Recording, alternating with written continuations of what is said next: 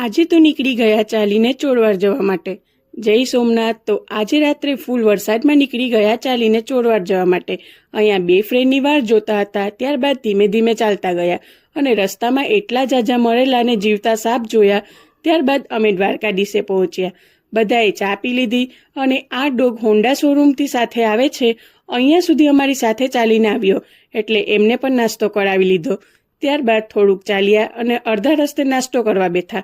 ફરી ચાલતા ચાલતા આ રસ્તે આવ્યા અને અહીંયાનું વ્યૂ એટલું મસ્ત આવતું હતું કે એ શબ્દમાં ન કહી શકાય, એ તો ફીલ જ કરી શકાય। ત્યારબાદ માધવમાં રોકાયા, ત્યાં ચા પી લીધી અને આ બેનની હાલત ખરાબ થઈ ગઈ અને પછી એ વેળાવળ પાછી ઘરે આવી ગઈ। ત્યારબાદ ગળું પહોંચ્યા અને એટલો ફૂલ વરસાદ હતો અને મને પગમાં ચાંદી પડી ગઈ એટલે દ્વારકાધીશથી જ હું ખુલ્લા પગે ચાલી। ત્યારબાદ રસ્તામાં એટલા ઝાઝા ઘેટા બકરા હતા, એમની સાથે ચાલ્યા। ત્યારબાદ ફરી ચાલતા ચાલતા ફાઇનલી મંદિરે પહોંચ્યા અને મંદિરે પહોંચ્યા એટલે સુકૂન જ કંઈક અલગ હતું અને મંદિરમાં દર્શન કરી અને અડધી કલાક ત્યાં જ બેઠા રહ્યા। ત્યારબાદ મંદિરની બહાર ફૂલ વરસાદમાં વરસાદની મજા લેતા લેતા ત્યાં જ બેઠા રહ્યા। ત્યારબાદ બધા સાથે મળી નાસ્તો કરી અને ઘરે જવા માટે નીકળ્યા।